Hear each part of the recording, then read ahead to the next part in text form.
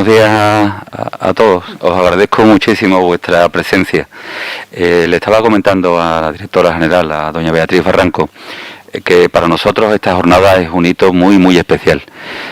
Sobre todo por el hecho de que después de prácticamente 2 años volvemos a tener una jornada formativa de carácter presencial. Muchísimas gracias. ¿No se oye? Bien. Si no, me acerco el micrófono. Bien, os decía que os agradecía mucho vuestra asistencia y quería explicaros, ¿no?, que para nosotros era una jornada muy especial porque retomábamos de nuevo la actividad formativa de carácter presencial. Han sido un par de años bastante duros, como podéis imaginaros.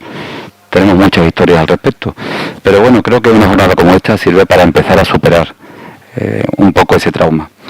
La jornada que hoy nos trae aquí es sobre investigación, desarrollo e innovación en gestión de la seguridad y salud, un nuevo paradigma. Contamos por un lado con la presencia de nuestra directora general, directora gerente del Instituto Andaluz de Prevención de Riesgos Laborales, doña Beatriz Barranco. Con su presencia, evidentemente, pues refuerza de alguna forma el papel y el interés que tiene la Junta de Andalucía en promocionar la seguridad y salud en el trabajo. Y por supuesto pues también contamos con un gran experto en la materia, don Juan Carlos Rubio. Él es el responsable de la cátedra de gestión preventiva de pymes en Andalucía. Es un auténtico experto, ¿no?, en gestión de la prevención, con un currículum amplísimo. Doctor en Ingeniería Industrial, catedrático en la Universidad de Málaga. Estoy seguro de que va a aportar aspectos y una visión muy interesante sobre el motivo de la jornada de hoy. Y sin más, bueno, pues le quiero dar la palabra a la directora gerente del Instituto Andaluz de Prevención de Riesgos Laborales, doña Beatriz Barranco. Muchas gracias.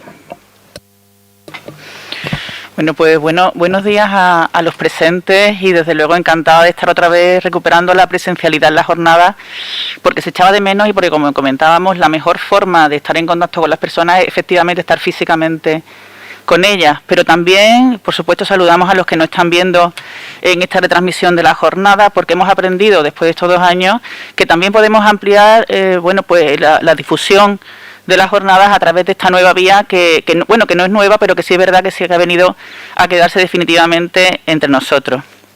Bueno, pues saludar como no a Juan Carlos Rubio, nuestro ponente, dar las gracias a Jorge por la inauguración de la jornada, a Mabel también por la organización y por la labor que hace en materia de formación en el centro, y porque vuelve a unir en esta sucesión de jornadas que está haciendo la labor que se hace en los laboratorios observatorios del Instituto Andaluz de Prevención de Riesgos Laborales con la formación que se hace en los centros de prevención. En este caso, en un tema tan interesante como es la gestión de la prevención en la pequeña y mediana empresa. La pequeña y mediana empresa, según el Instituto de Estadística y Cartografía de Andalucía, supone más del 99% del tejido productivo de Andalucía y además emplea al 67%, más del 67% de las personas asalariadas. No obstante, todos los estudios refieren que es precisamente en estas empresas donde más dificultades se encuentran para aplicar la normativa de prevención de riesgos laborales y para integrar la prevención de riesgos. Las microempresas, las que tienen menos de 10 trabajadores, suponen en torno al 87% de las empresas en Andalucía y dan ocupación a la tercera parte de los trabajadores andaluces, en torno al 27,77%. En estas empresas, concretamente las de menores, las más pequeñas, las de 1 a 5 trabajadores, son las que refieren además una menor actividad preventiva. Pero es que además es preocupante porque los niveles de siniestralidad son muy altos. En torno a la cuarta parte de los accidentes que se producen en Andalucía se producen en empresas de menos de 10 trabajadores. Pero si consideramos los centros de trabajo de hasta 25 trabajadores, esa cifra se eleva hasta casi la mitad de los accidentes en jornada, hasta el 44,96. Y es que la implantación de los sistemas preventivos no es fácil en las pymes. Tienen una serie de dificultades que todos conocemos, los que nos movemos en el mundo de la prevención, y que podemos resumir del siguiente modo. Tienen una limitación de medios. A las pequeñas empresas les cuesta, de sus recursos, que suelen ser escasos, destinar parte a la prevención de riesgos laborales. Pueden no considerar como primordial, como esencial esa actividad. Entonces, no dedican sus recursos fundamentalmente a ello y, pues tienen una menor actividad preventiva. En estas empresas suele faltar personal con conocimiento en materia de prevención de riesgos. Además, hay una ausencia o menor presencia de representantes de los trabajadores. Suelen recurrir, como todos sabemos, a la externalización.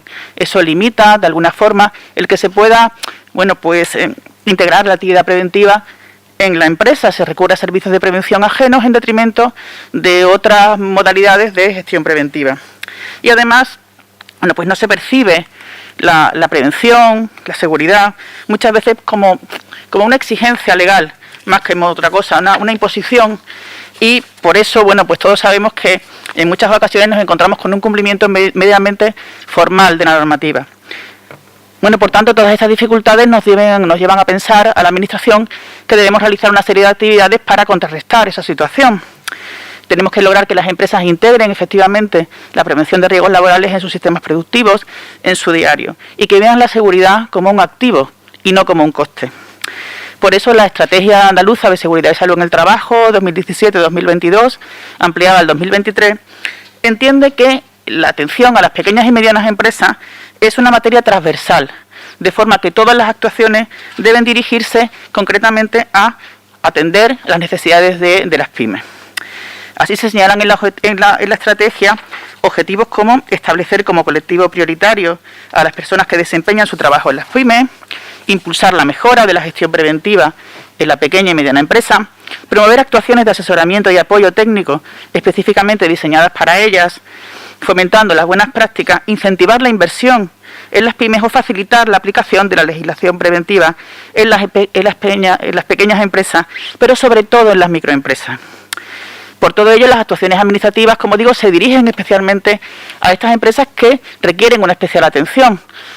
Podemos destacar actuaciones que se realizan en este mismo centro de prevención, como la asistencia o asesoramiento técnico, o las ayudas, las subvenciones que se destinan a las pymes, con dos líneas, que además acaba de terminar la convocatoria. Una destinada a inversiones para la mejora de las condiciones de trabajo y otra para las inversiones en materia de gestión de la prevención. Hemos concluido la convocatoria, como digo, del 2021 con una inversión de 4,8 millones y esperamos también poder convocar pronto la destinada a 2022. Pero es que además el primer plan de actuación de la estrategia contemplaba en la acción número 59 la creación de un nuevo laboratorio observatorio en el Instituto Andaluz de Prevención de Riesgos Laborales. Y ese laboratorio se destinó precisamente a la gestión preventiva de pymes, para atender las necesidades específicas de la prevención de riesgos laborales de estas pequeñas y medianas empresas y para servir como referente, por supuesto, a la Administración, a los agentes sociales, a las mutuas, los servicios de prevención, los investigadores y, como no, también a los empresarios y los trabajadores.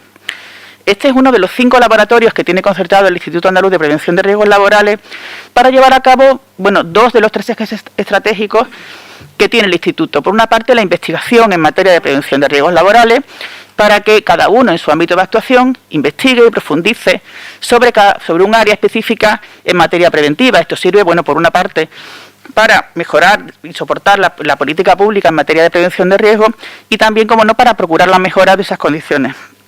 Por otro lado, ese conocimiento científico, técnico, de poco serviría si no se transfiere, si no se realizan actuaciones como estas, que tienen como finalidad, que el tejido productivo pueda utilizar de forma práctica ese conocimiento. Y en eso los laboratorios, la verdad es que realizan una gran labor. Al frente de este laboratorio de gestión preventiva de pymes está hoy nuestro ponente, Juan Carlos Rubio, del que ya se ha esbozado un poco su biografía. Es catedrático de Universidad de Organización de Empresas, ingeniero industrial por la Universidad de Sevilla, doctor ingeniero industrial por la Universidad de Málaga y director de la Cátedra de Prevención y Responsabilidad Social Corporativa de esa universidad. Es un profesional de reconocido prestigio, con numerosos premios, que cuenta con una extensa experiencia en estudios sobre la gestión de la seguridad y salud laboral en organizaciones, destacando los estudios en los sectores de la construcción, los residuos sólidos urbanos, la industria, y con una larga experiencia en relación con la gestión de la prevención, la integración de la gestión preventiva y varios estudios de investigación en relación con las pymes precisamente. Desde el inicio de su labor en el laboratorio, la verdad es que desarrolla una intensísima labor, ha realizado jornadas, webinarios, y mantiene además la página web, si la pueden ver, la página web que se aloja a su vez en la web del Instituto de una forma muy activa, muy interesante, con muchas noticias, con documentación y además con unos boletines de carácter cuatrimestral también muy interesantes. Pero es que además desarrolla proyectos de los que hoy nos va a hablar. Entre ellos podemos destacar la elaboración de una guía de herramientas prácticas para integrar la prevención de riesgos laborales en la gestión de las pymes del sector de la construcción, u otros dos que está desarrollando en este momento, como es el análisis de las medidas preventivas relacionadas con lucernarios, claraboyas y otras cubiertas frágiles no transitables en edificaciones industriales y propuestas para la prevención de caídas de altura.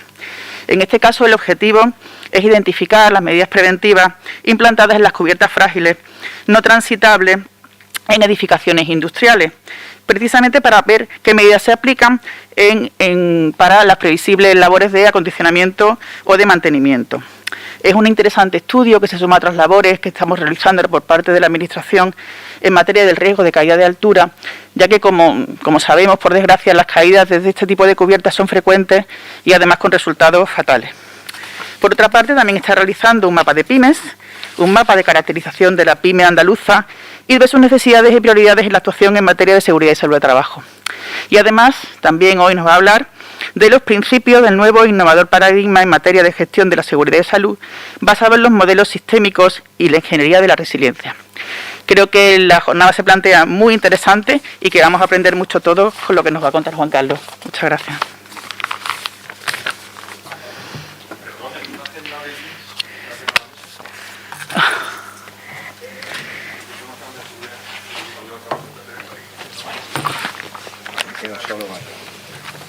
Solo un tercer libro.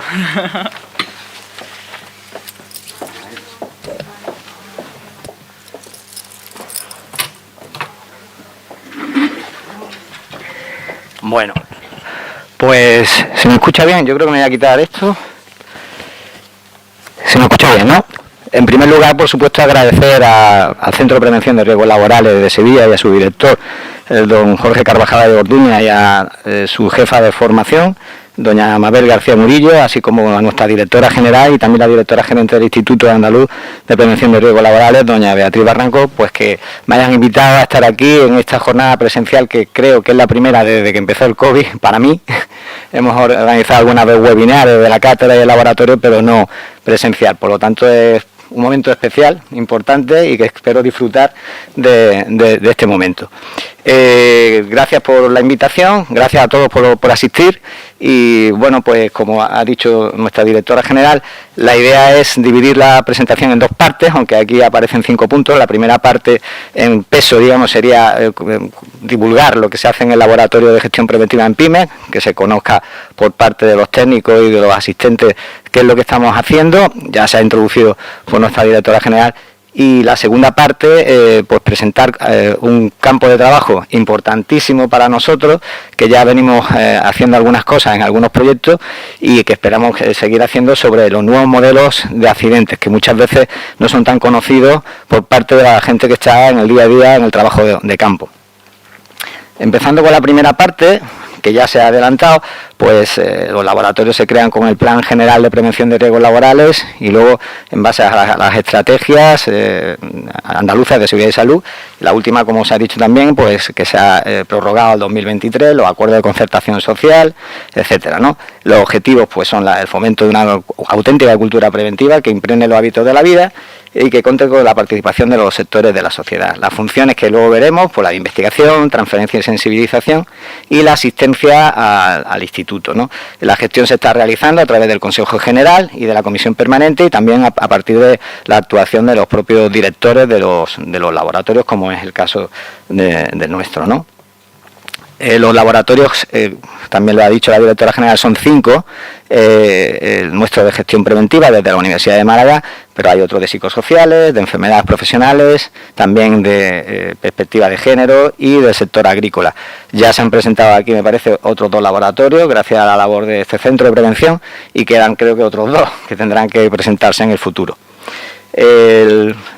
En el laboratorio en particular, la GEPYME, el de gestión preventiva que trabajamos desde Málaga, se creó en 2019 y pues objetivos que tiene fundamentalmente es mejorar el conocimiento relativo a las pymes en cuanto a la gestión preventiva, desarrollar estrategias para que la pyme pueda asumir un mayor compromiso con la prevención de riesgos laborales y mejorar las condiciones de trabajo y reducir la siniestralidad en general en el sector, mejorando la cultura preventiva, que es el eje fundamental del Instituto Andaluz desde su creación.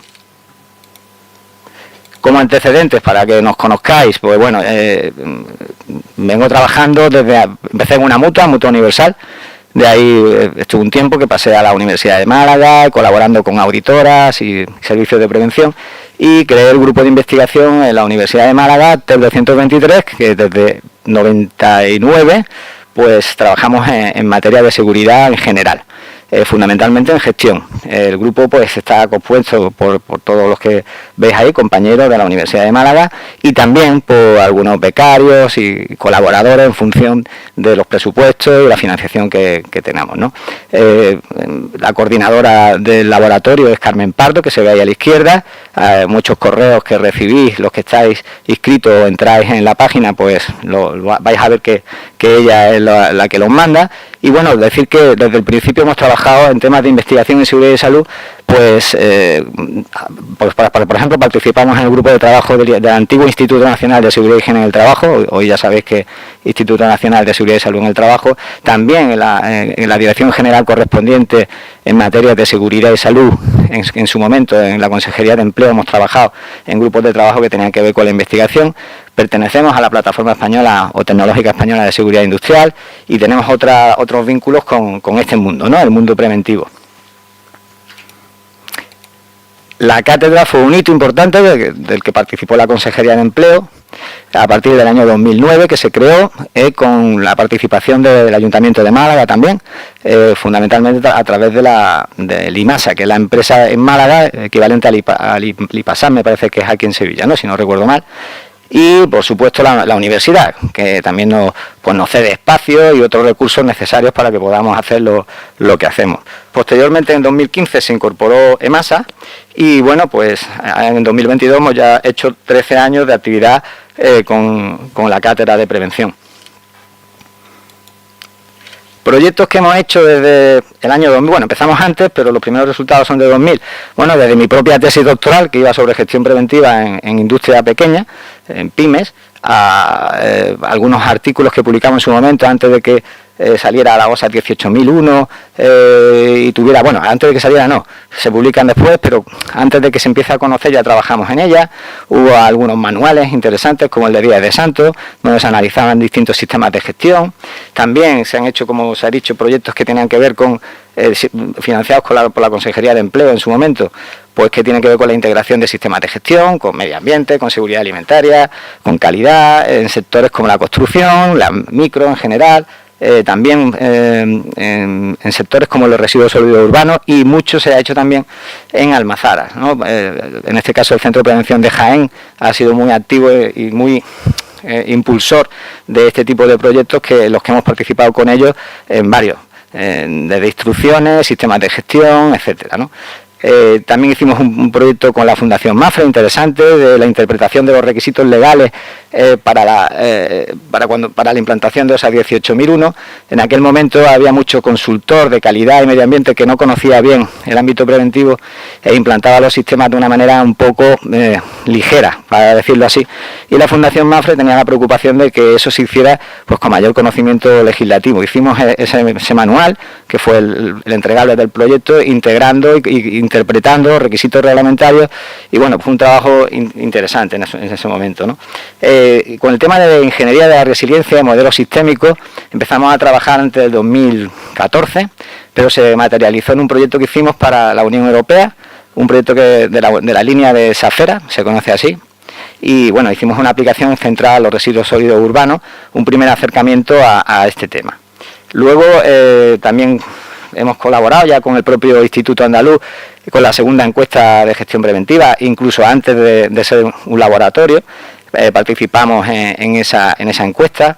Hemos tenido dos planes nacionales de I+D+I centrados en la ingeniería de la resiliencia, y bueno, incluso en 2019 llegamos a publicar una nota técnica de prevención con Manel Bestraten, que yo creo que no hace falta presentación, todo el mundo conoce al gran amigo Manel Bestraten Bellovi, ya jubilado pero activo, sigue activo en paralelo con su jubilación, y fue la única nota técnica que existe sobre ingeniería de la resiliencia, y bueno, pues también una satisfacción haber participado en ella.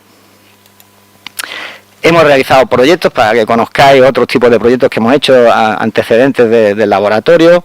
Pues tenemos un laboratorio de ergonomía financiado por el Plan Nacional de Infraestructura, que llamamos Motion Capture, y también hemos trabajado, por ejemplo, con la Dirección General de Tráfico en un proyecto interesante que hicimos sobre los vehículos eléctricos y el problema de la falta de emisión de ruido en cuanto a la seguridad laboral, vial en particular, con algunas cosas curiosas. Por ejemplo, ya adelanto que las evaluaciones de riesgo de ninguna de las empresas que tocamos sobre este tema tenían en cuenta esta cuestión, que la falta de ruido de los vehículos eléctricos que usaban y que tenían incidentes en las zonas de tráfico, digamos, aparcamientos, etcétera.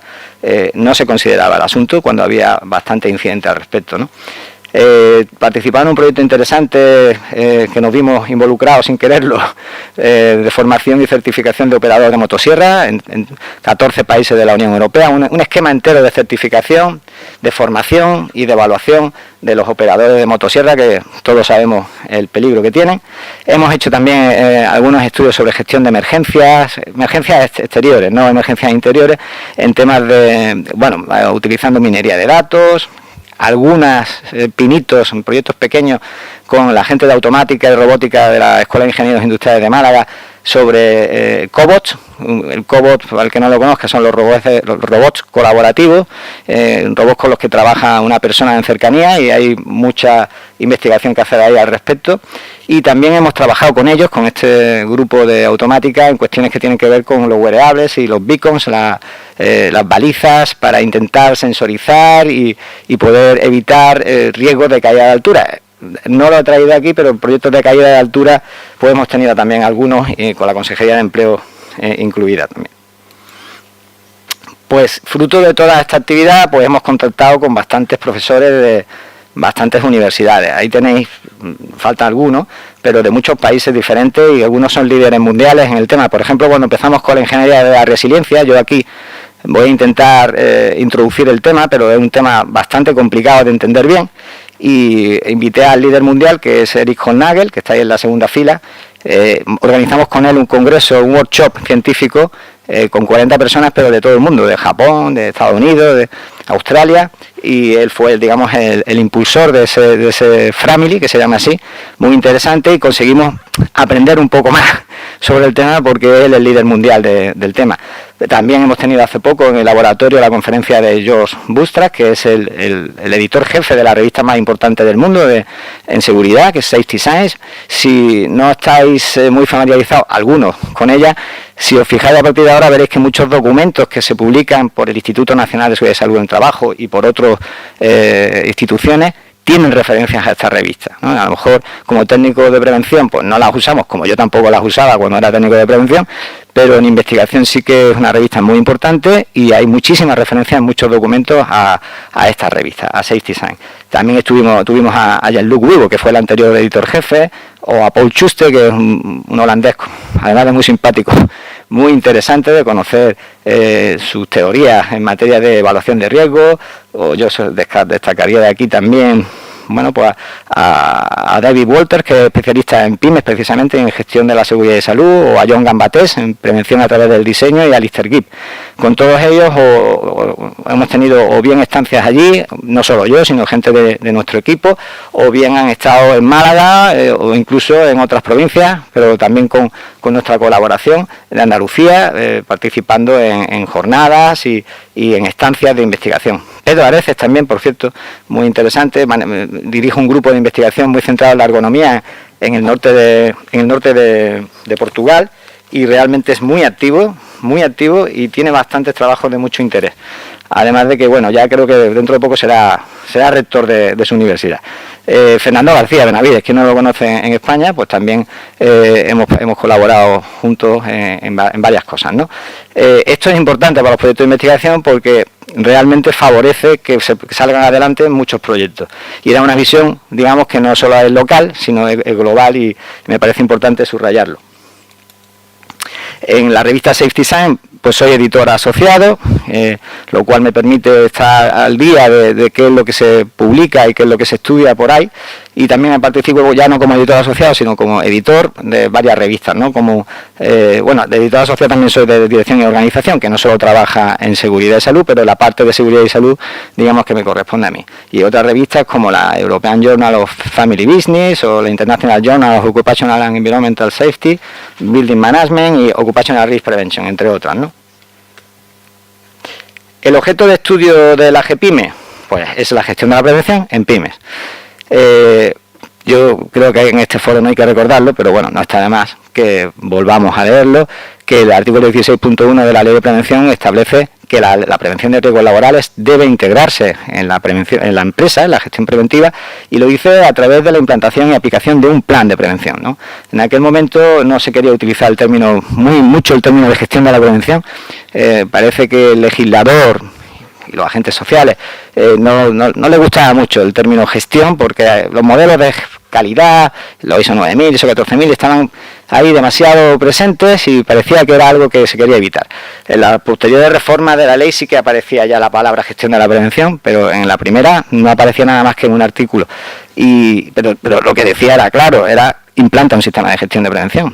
Y lo decía, pues debe incluir la estructura organizativa, las responsabilidades, las funciones, las prácticas, los procedimientos, los procesos y los recursos necesarios para realizar la acción de prevención de riesgo en la empresa. Si leéis la definición de OSA 18001 es que es clavada, vamos. Pero bueno, la ISO 45001, que es la que ahora procede, pues se parece mucho, ¿no? Porque habla de que los elementos del sistema incluyen la estructura de la organización, los roles y responsabilidades, la planificación y la operación y la evaluación del desempeño y la mejora. Está clarísimo, para el que no lo quiera ver así, que bueno, yo creo que aquí lo tenemos todo claro, que tienes que implantar un sistema de gestión, ¿no? Eso es una obligación y así se considera que se puede mejorar la gestión en la empresa e integrar la prevención de riesgos laborales en la misma, ¿no? Por otro lado, que la gestión es la mejor forma de hacerlo, yo creo que está claro, la evolución de los modelos, que en su momento es algo que estudiamos bastante, pues yo creo que hoy día es conocido. Ha habido muchas reticencias a que hubiera un modelo, pues como veis tenemos un ISO 45001, ha habido momentos críticos, la OSA 18001 tras, bueno, la famosa UNE 81900, que yo creo que muchos de aquí se acordarán de ella, que al final quedó en experimental y murió. La BS 8800, que fue muy importante también, y esas batallas que ha habido en los comités para que existiera una ISO o no, 18001, que al final ha sido la 45001, es claro y evidente que es la forma mejor de mejorar la eficiencia, ¿no?, en esa materia, ¿no?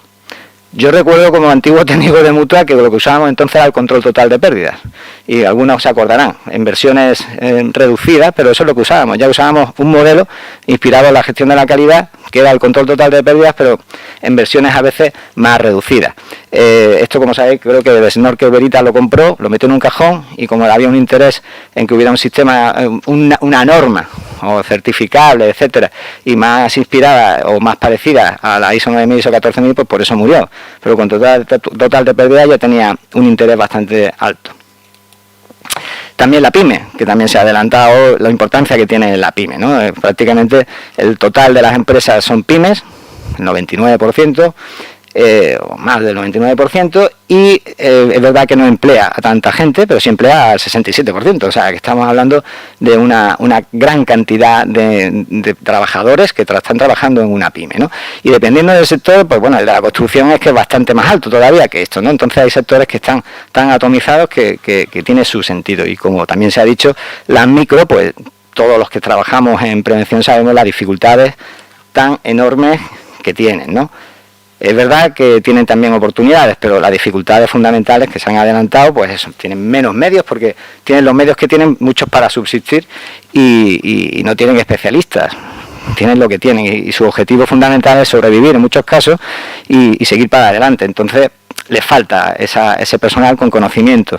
Externalizan, por tanto, bueno, la ley de prevención en España ya también es bastante conocida, igual que pasó en Holanda, que se traspuso de aquella manera a la directiva marco, ¿no? Una manera que inspiraba o que promovía la externalización, cuando el espíritu de la directiva no era ese, era el de que se hiciera la prevención desde casa. Se creó un mercado, ese mercado existe, muchos de ustedes supongo que trabajan en él y es lo que tenemos, pero la realidad es que ha promovido esa externalización y esa externalización muchas veces produce una lejanía del técnico y del servicio del día a día de la actividad.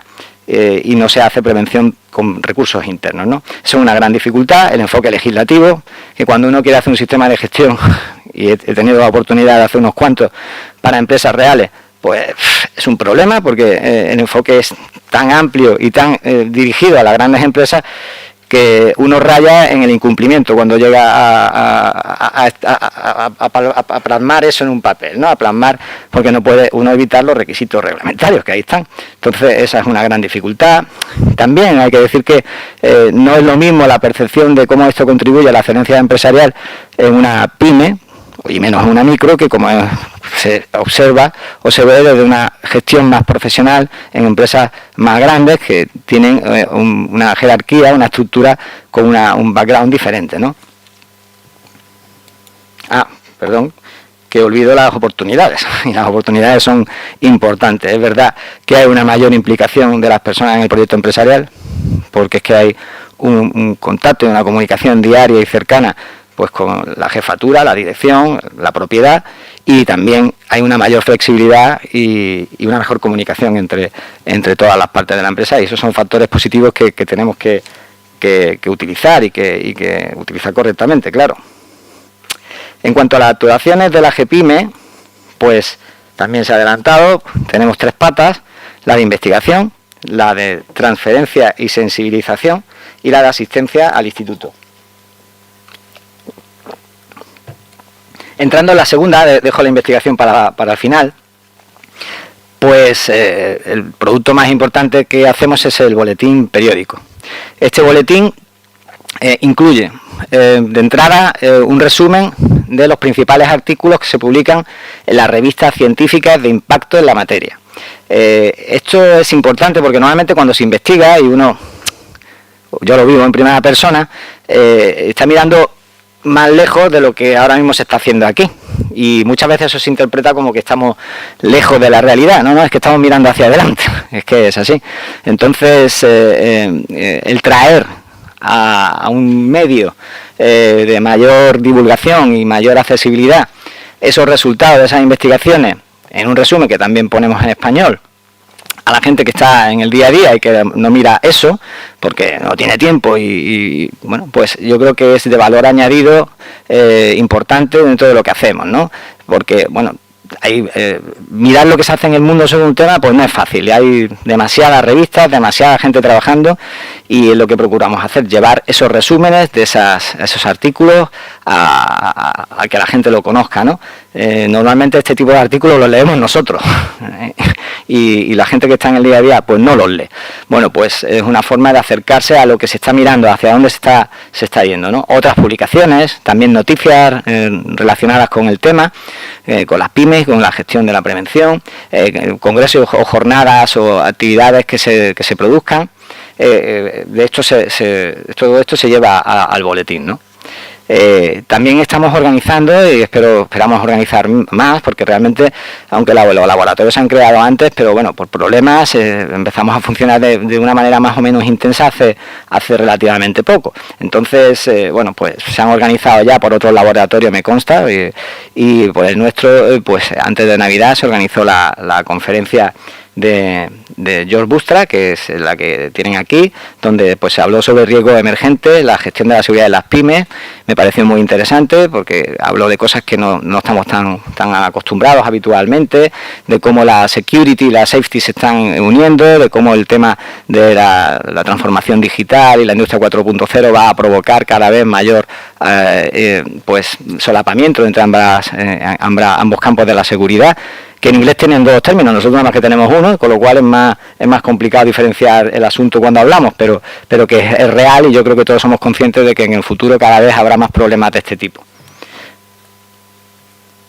Por supuesto, la asistencia, esto que estoy haciendo yo aquí, es de alguna manera asistencia al instituto para divulgar lo que hacemos, ¿no? Y creo que también es importante, pero no solo aquí en este acto, sino también tenemos pues otros actos que se organizan, la memoria anual, asistencia a reuniones con el instituto, con los agentes sociales y, bueno, antes ya de ser laboratorio ya participamos en la segunda encuesta de gestión preventiva. Si en el futuro se hace una, que supongo que se hará, pues supongo que también participaremos, ¿no? La web, de alguna manera, engloba el boletín y otras actividades y otras cuestiones que se incluyen, y también es parte de esa asistencia al instituto al mismo tiempo que transferencia y divulgación. En cuanto a las acciones de investigación, pues el laboratorio planifica con el instituto propuestas de acciones, ¿no? Normalmente en estas fechas o antes de Navidad, pues hacemos propuestas o el propio instituto nos hace propuestas y vamos dándole forma hasta que finalmente se inician esas acciones, ¿no? Ahora estamos en una acción en la que bueno, pues hemos propuesto, no sé si llegaremos, no sé si se procede a hablarla o no contarla. Bueno, pues tenemos una propuesta que nos parece interesante, que es el efecto de la medicación en la seguridad de salud, específicamente en algunas actividades que están muy centradas en tareas que se hacen en las pymes, ¿no? Y bueno, hay mucho hecho en algunos ámbitos de la medicación, pero poco en esto. Por ejemplo, hay mucho en cuanto a la manipulación de medicación por parte de los sanitarios, ¿no? Determinados medicamentos. De eso tenemos muchas guías, muchas historias, pero de esto tenemos muy poco. Y también tenemos, por ejemplo, de la seguridad del paciente. No es estrictamente seguridad y salud laboral, pero es importante. De hecho, yo cada vez veo más la seguridad como algo global y cada vez estoy más convencido de que, bueno, pero bueno, en este ámbito es prevención de riesgos laborales, seguridad y salud laboral, por lo tanto, eso no sería estrictamente de este ámbito, ¿no? Y bueno, y alguna cosa más, pero en el ámbito de la medicación y la seguridad y salud laboral de actividades que no sean sanitarias, pues no hay mucho hecho. Vamos a ver si esa propuesta sale adelante y se puede trabajar en ella. Por supuesto, coordinar y supervisar las líneas de investigación, aunque lógicamente el instituto es quien marca las directrices. También estamos trabajando en colaboración con otros grupos de investigación y esto se traduce en una mejora y una irradiación hacia otros grupos de la materia. Ya he puesto ante ejemplos con otros grupos de extranjeros con los que hemos participado ya en proyectos en conjuntos, y también pues la proposición de indicadores que estén relacionados con la materia y que nos permita pues que la comunidad autónoma pues pueda poder medir y saber cómo se avanza en la materia, ¿no? Algunos proyectos, unas pinceladas sobre los proyectos. Bueno, la segunda encuesta la considero ya como un proyecto de laboratorio, aunque no existiera en su momento, pero en particular trabajamos en la revisión y mejora del diseño de esa primera encuesta. Esa primera encuesta en la cual no participamos, pues se revisó, se mejoró, no solo con nuestra actuación, pero nuestra fue, digamos, la primera revisión, luego eso se matizó. Y también se preparó el trabajo de campo de los encuestadores y también finalmente, cuando se elaboró el informe final que está en la web colgado, ¿no? Pues ahí participamos también en la revisión de esos resultados y de lo que se exploraba allí. Hay que pensar que la empresa que realizaba las encuestas no eran especialistas en prevención. Eso es obvio, ¿no? Entonces, bueno, no es obvio, podrá haberla, pero la mayoría no, son generalistas y necesitaban de esto, y las encuestas siempre se pueden mejorar y los informes siempre se pueden mejorar, está claro. Este fue el resultado y además se presentó en la escuela, en ese momento Escuela Técnica Superior de Ingeniería Industrial o Escuela de Ingenierías Industriales, en el año 2017 los resultados de la encuesta. Como se ha dicho también, hemos participado en una guía de herramientas prácticas para integrar la prevención en las pymes, en el sector de la construcción. Fruto de ese trabajo hay un documento que está maquetado y vamos a convertir en dos documentos, uno con herramientas más inspiradas o enfocadas al trabajo de los técnicos y de los especialistas, y otra segunda con una serie de casos prácticos y guías de actuación más concretas, con ejemplos de éxito, digamos, de buenas prácticas que hemos encontrado en la bibliografía a nivel mundial. Esto espero que a lo largo de unos meses sea una realidad y se pueda publicar, y así ya me lo ha hecho saber el instituto, que le gustaría que esto se hiciera y no se quedara en el documento que tenemos ahora, ¿no? Aquí ya tuvimos alguna introducción de Resilient Engineering, de lo que es modelos sistémicos y metodología Resilient Engineering en este documento. Este es el documento actual, que se convertirá, como digo, en dos diferentes.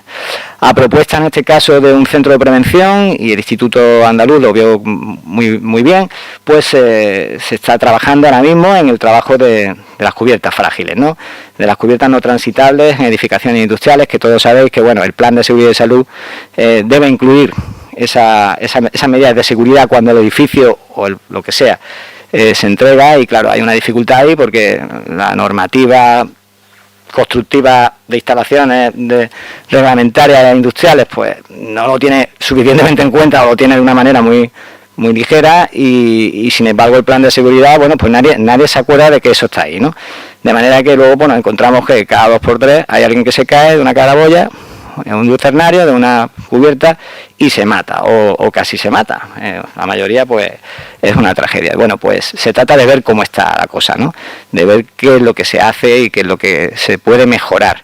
Incluso había una idea, que no sé si finalmente se traducirá en un hecho, porque no depende, obviamente, del instituto, de intentar proponer una ordenanza municipal, que se ve como la forma en la que esto podría llevarse a cabo, ¿no? Pero claro, eso va a depender de cada ayuntamiento, y ahí ya veremos lo que puede hacer el instituto y lo que no puede hacer, ¿no? Pero la idea en ese sentido es buena, y bueno, pues tenemos alrededor de 200 cuestionarios, se diseñó el cuestionario, se analizó en cooperación con técnicos especialistas precisamente de los centros de prevención, y ese cuestionario se ha estado llevando a cabo con las dificultades que tiene siempre este cuestionario, porque cualquier cuestionario que hagamos, cuando en la primera versión salen de, no sé, 10 páginas, eso no lo rellena nadie. Si tuviéramos 10 páginas haríamos un proyecto estupendísimo, pero es imposible. Entonces uno tiene que ir cortando y se queda con una cosa que estima que eso sí se puede cumplimentar, pero que nos faltan muchas cosas. No podemos hacer más. Y luego quien lo cumplimenta, pues muchas veces pues a lo mejor no lo cumplimenta con toda el conocimiento que tiene el que lo ha hecho, o los que lo han hecho, ¿no? Porque nosotros no lo hemos hecho solo, por supuesto. Ha sido a propuesta de y con colaboración de todos ellos. Siempre contamos con especialistas que son más especialistas que nosotros en determinados temas. Nosotros somos más generalistas, y siempre hay especialistas que conocen en mayor profundidad el asunto, ¿no? Pues esta es parte del cuestionario, solo como pincelada. Un proyecto que se ha comentado ya también por nuestra directora general es la elaboración del mapa de gestión preventiva de las pymes, ¿no? Es un proyecto bastante gordo, bastante difícil, que nos está haciendo sufrir muchísimo y que espero que al final tengamos un resultado medio que. Porque, bueno, se trata de una herramienta que esperamos que esté informatizada en la mayor parte de lo que se puede informatizar, donde podamos ver ese mapa, ¿no? Partiendo de dónde se producen los problemas, es decir, la siniestralidad, pues llegar a ver con los datos registrados que tenemos, que son muy complicados de obtener, porque el delta es una cosa, pero hay otras muchas cosas, y llevamos meses, hemos tirado meses, casi un año, intentando que el Ministerio nos facilite cosas, ¿no? Me acuerdo de cuando ya más íbamos a obtenerlo, pues bueno, pues acordáis de los problemas que tuvieron en el Ministerio de Trabajo, bueno, el Ministerio que ahora no recuerdo cómo se denomina, el de Trabajo, pues aquellos problemas informáticos, pues nada, otra vez, ahora viene la jubilación de alguien, tiene que venir el experto que no ha llegado una odisea, pero en ello estamos, a ver si cuando se acabe es algo interesante. Y luego tenemos también un problema de que para hacer un mapa sin datos registrados, riesgos psicosociales, enfermedades de origen laboral que no figuran como enfermedades profesionales o que no, eso también es bastante complicado de hacer para establecer un mapa con cierto rigor, ¿no? Es un trabajo bastante difícil en el que estamos muy inmersos. Bien, entro ahora, que no sé cómo voy de tiempo. En teoría me quedan 15 minutos, pero luego me puedo comer un poco de tiempo de la siguiente parte, que sería el coloquio o las preguntas, que es el nuevo paradigma de la Resilient Engineering. Para mí esto es casi lo más importante que tengo que decir aquí, porque creo que tenemos que ir entrando en estos modelos, ¿no? Estos modelos que son el presente ya en muchos sitios y el futuro seguro que aquí también. Y para eso, pues me gustaría empezar por recordaros que los científicos y los técnicos nos basamos en modelos que pues representan la realidad, pero no son la realidad.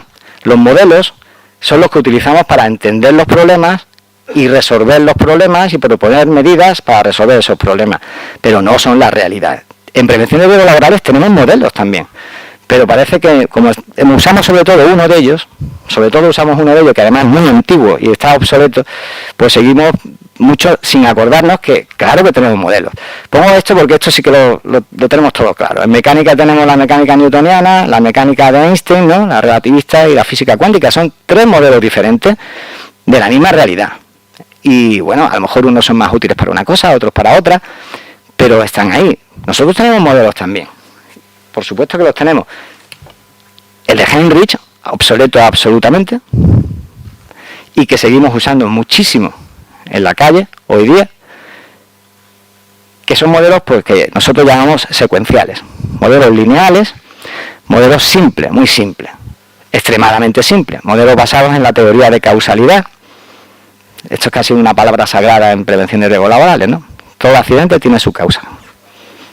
Bueno, pues los modelos sistémicos no dicen esto, ¿vale? Los modelos posteriores, que los saca Rison es como, ya sabéis que es como el gran dios de la seguridad y salud a nivel mundial, que saca los modelos de los quesitos suizos, ¿no?, que llamamos habitualmente, los modelos también epidemiológicos, porque son los que se inventan eso de las causas latentes, de ahí la palabra epidemiológico, los factores contributivos. Muchas veces los técnicos llamamos causas así alegremente a las cosas, que no son causas. Las barreras en profundidad, un término que se usa mucho en inglés. Estos modelos también son más complejos, pero también son lineales y también se basan en la teoría de la causalidad. Todo accidente tiene una causa. Y luego tenemos los modelos sistémicos, que es de los que yo vengo a hablar, que están separados ahí por una raya de puntos, porque no se basan en la teoría de la causalidad. Es más, estos modelos sistémicos, que son los que se están imponiendo en el mundo hoy día, como siempre empiezan por los accidentes más tecnológicos. Esto es común. La cultura de la seguridad empezó a partir de Chernóbil. Antes no se usaba, se usaba en un accidente tecnológico. Los modelos sistémicos empiezan con un manual de Charles Perrow, que fue alguien que estudió el accidente nuclear que no llegó a pasar con resultados de Three Mile Island, que fue un accidente nuclear que pudo ser horrible y no, gracias a Dios no hubo daños, que fue anterior incluso a Chernóbil, pero como no hubo daños, pues aquello se amortiguó. A Charles Perrow le pidieron que investigara aquel accidente y casi es el padre de los accidentes sistémicos. Y estamos hablando de anterior, si no recuerdo mal, Chernóbil del año 86, 84, no me acuerdo bien ahora, 80 y tanto. Yo me acuerdo, ya no era tan joven, o sea, no era tan pequeño, ya tenía yo mi edad. De hecho, estaba empezando a estudiar aquí ingeniería industrial, si no recuerdo mal. Y aquello fue, pues, horrible, pero ¿cómo va esos resultados tan gordos? Y esos resultados incluso pudieron ser mucho peores, ¿no? Hoy lo sabemos. Pues claro, la cultura de seguridad se expandió y todo el mundo hablaba de la cultura. Hoy día la cultura de seguridad es, vamos, ya ves, hasta es la línea principal del instituto, ¿no? La directriz principal. Bien, pues los modelos sistémicos empiezan antes, pero con un resultado, pues, y a partir del año 97, Rasmussen, que era ingeniero y psicólogo, empieza a teorizar sobre ellos, y hoy día, pues, hay muchísima gente trabajando en estos modelos sistémicos que no consideran la teoría de la causalidad. Son modelos mucho más realistas, y con un nivel de probabilidad de que lo que salga sea realista, pero obviamente no son tan precisos en lo que obtienen, porque es mucho más complejo el asunto. Es lo que llamamos Safety 2. Este término se ha acuñado por parte de Eric Hornagel y toda su escuela, y ya en el mundo entero se conoce como Safety 2, frente a Safety 1, que serían los modelos de causas, basados en causas, ¿vale? ¿Cómo funcionan entonces los modelos sistémicos? Los modelos sistémicos funcionan, digamos, que se basan en... El símil sería, pues, los gases brownianos, donde uno no sabe la causa, sabe que puede ocurrir y sabe en términos de cierta probabilidad o borrosidad lo que puede llegar a ocurrir, pero no hay causas. Un símil muy interesante que me gusta poner es el que, si no lo conocéis, muy bonito ver el accidente, yo creo que muchos lo habréis visto, el accidente el colapso del puente de Tacoma Narrows en 1940. Hay muchos que no lo hayáis visto esto. ¿Alguien que no lo haya visto? Si levanta la mano. Seguro que hay más gente, ¿eh? Porque yo en clase, gente ya talludita de máster, no, hay muchos que no lo han visto. Y no es de seguridad laboral, entonces...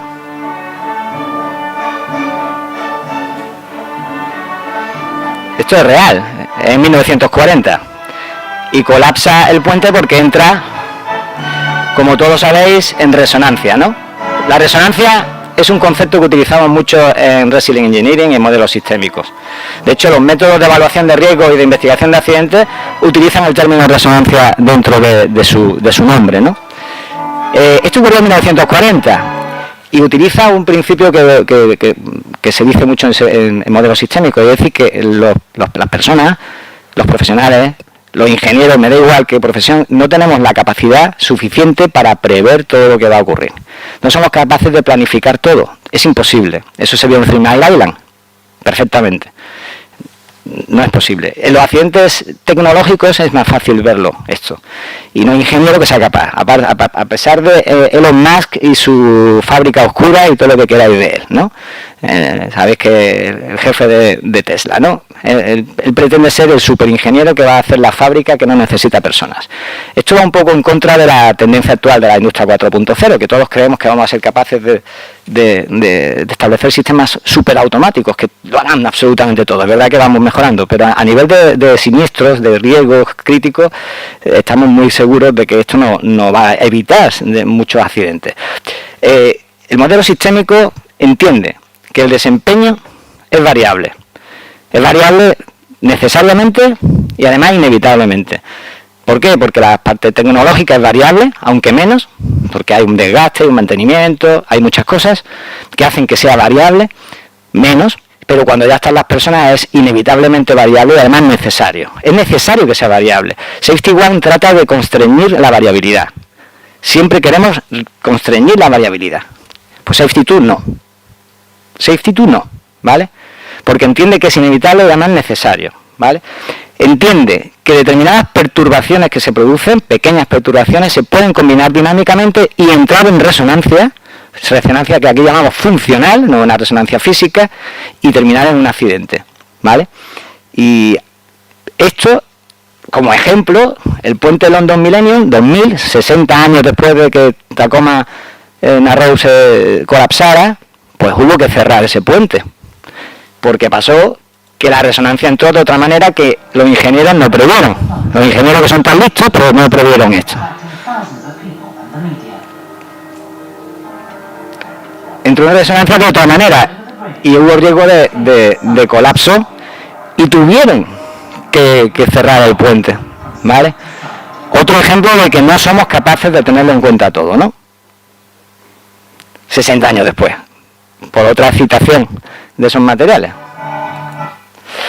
La realidad es que Safety 2 dice Safety 1 no es adecuada porque Heinrich es de 1931 y porque los modelos epidemiológicos son de 1990. Y entonces estábamos en la segunda revolución industrial y la tercera, pero es que ahora estamos en la cuarta revolución industrial, estamos en un proceso de gran complejidad donde no valen los modelos anteriores. Esto es lo que se entiende desde Safety 2. Esos modelos no corresponden a la realidad porque la complejidad es enorme. La complejidad sobre todo por los sistemas sociotécnicos, tecnológicos y sociotécnicos, y porque no es posible tener en cuenta todo esto. Es una realidad. Los que tengan mi edad se acordarán que los ordenadores empezaron a usarse pues en esos años, ¿no? 80, donde la estructura organizativa no era tan fragmentada, donde no había tales niveles de subcontratación, donde las TIC se usaban mucho menos, donde no había tanto escrutinio de la sociedad. Era otra realidad. Entonces estamos en una realidad muy diferente, muy compleja, y esos modelos no valen, como la física newtoniana no vale para determinadas cosas. Así de simple. Vamos a ver qué hace Safety 1. Safety 1, para empezar, define la seguridad como la ausencia de algo, ¿vale? La ausencia de errores, de cosas que fallan, ¿no? Y aprende solo de lo que va mal, lo cual ocurre muy esporádicamente. Sin embargo, hay un montón de variabilidad en medio y muchas cosas que se hacen. ¿Por qué no aprender de todas esas cosas que se hacen bien? Qué absurdo tiene esto, ¿no? Safety 2, de hecho, define la seguridad como la presencia de las cosas que van bien y dice que aprendamos de lo que va bien. ¿Por qué no aprender de todo lo que va bien? Claro, que muchos estarán pensando, ya, ¿cómo vamos a aprender? Y además, si va bien, ¿por qué estudiar esto que va bien, no? Pues sí, podemos aprender mucho de las cosas que van bien. Aquí pongo un ejemplo de muchos otros accidentes de cierta envergadura, como es el caso de 2 trenes en Vlissingen, en Bélgica, que chocan el 15 de febrero de 2010. Pues 18 muertos, 162 heridos. ¿Qué pasó? Se saltó una señal en rojo. Bien, si hubieran visto lo que se hizo bien, hubo 13 millones de paradas ese año en Bélgica y 130 en los que se saltaron señales en rojo, pero no pasó nada. Pero hubo 130 en las que se saltaron las señales en rojo y 13 millones de acciones que se pudieron estudiar, ¿no? Que son muchas. Pero se pudo aprender mucho de esas 130 y de esos 13 millones. Cuando nos enteramos que algo ha ido mal, pongo ya debajo, puedes apostar que muchas veces ha ido bien anteriormente y que en el futuro irá bien. ¿Por qué no estudiar lo que va bien y solo cuando va mal? Esas 130 no se estudiaron tampoco, ni los 13 millones, ¿vale? La respuesta es porque es difícil aprender de las cosas que van bien. Esto es una de las cosas que hay que hacer, aprender de lo que va bien. La Racing Engineering no dice que sea fácil, nadie dice que sea fácil, lo que decimos es que son modelos más actuales, que son modelos que tenemos que ir llevando a cabo, pero nadie dice que esto sea fácil. Entonces, ¿por qué no se estudia lo que va bien? Nadie nos incentiva, no es obligatorio legalmente, ni mucho menos, no tenemos métodos y teorías sobre ello, si ya tenemos algunas cosas, y luego comentaré algo, son difíciles, muy difíciles de hacer, ¿vale? Así que esa es una dificultad. Luego, a nivel estructural organizativo, se considera una pérdida de tiempo. Es gastar en lo que ya espera, pero si va bien. Si todo va bien, es porque nada adverso ocurrió, ¿no? Lo cual no es verdad. Hubo 130 veces que se saltaba la señal en rojo, pero no pasó nada, ¿vale? Aparte de que en esos 13 millones también habría otras cosas que seguro que podríamos entender, ¿no? Y no sería productivo analizarlo, si todo fue bien. La presión de los niveles operativos siempre es que se sea eficiente, ¿no? Eficaz y eficiente. Y no es que se sea minucioso y concienzudo, esto es así, ¿vale? Y además, también quiero traer aquí lo del hábito. Yo no sé, seguro que todos hemos tenido la sensación, yo la tengo a diario, de que, bueno, a diario, cuando ocurre cualquier pequeño error, errores que a veces son muy pequeños, ¿no? Pero que tú dices, lo vi venir, pero según lo vi, lo deseché porque tengo poco tiempo, tengo mucha presión de hacer cosas y no me di cuenta. Luego dices, ay, joder, si lo vi, si estuve a punto, me tenía que haber parado, ¿no? Esa es la habituación, ¿no? Y la atención consciente a las cosas. Eso es algo que hay que aprender, ¿no? Y que hay que enseñar a hacer cuando estamos hablando de situaciones críticas de seguridad. Y decir, bueno, y ahora, vale, bien, aprendamos de lo que va bien. ¿Qué tipo de cosas podemos aprender de lo que va bien? Pues Sidney Becker es piloto, psicólogo, ingeniero también, y se dedica a la seguridad, según el modelo sistémico en Australia, es uno de los grandes gurús con Eric Holnader y Levinson en Estados Unidos. Este hombre cogió y hizo un proyecto en el que estudió lo que ocurría en hospitales, errores en hospitales, ¿no? En el servicio de anestesia. Y no que las causas y errores que ocurrían uno de cada 13 actuaciones en una vez ocurría esas causas, eran errores humanos, no seguir las directrices que estaban establecidas, fallos en la comunicación, errores de cálculo, violaciones de procedimiento. Eso es lo que en lo tradicional obtenemos, ¿no? Ver los errores. ¿Y qué obtuvo cuando analizó los aciertos? Errores humanos, no seguir las directrices, fallos en la comunicación, errores de cálculo, violaciones de procedimiento.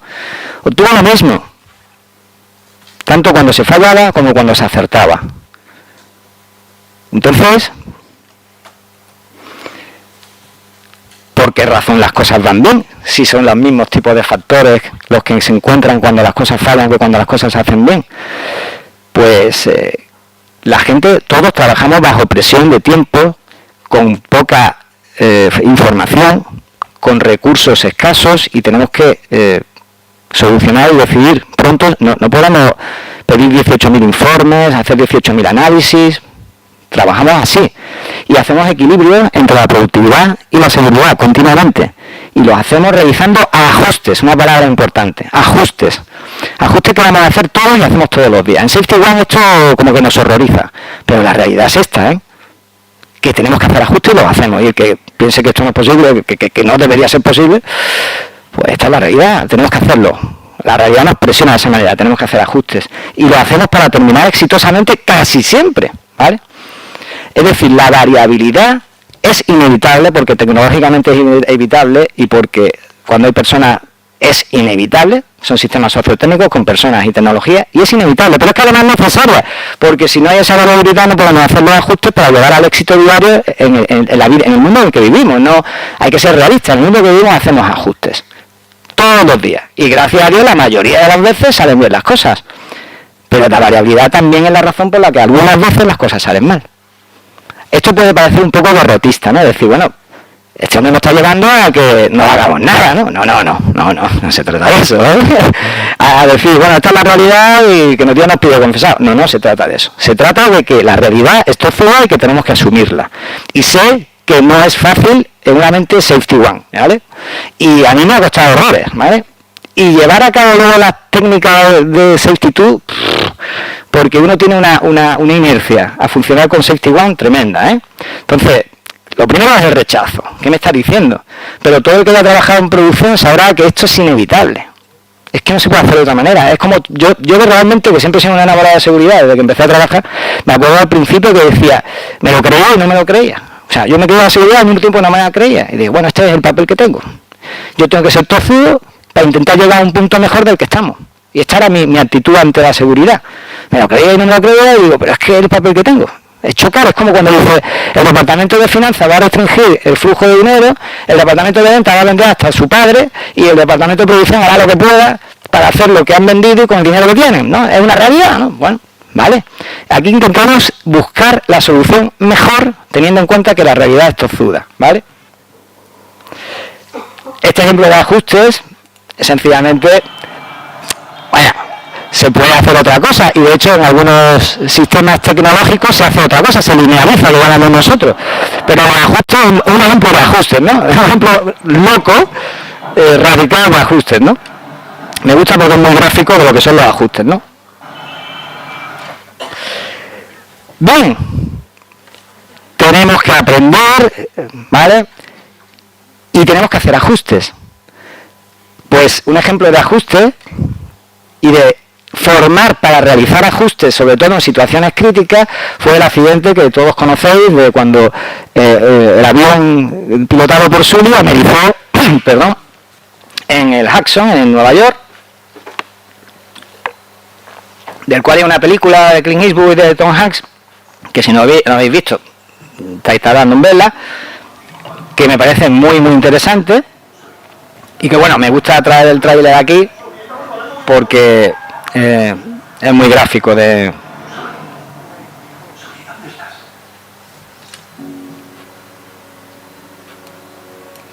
Nadie nos advirtió.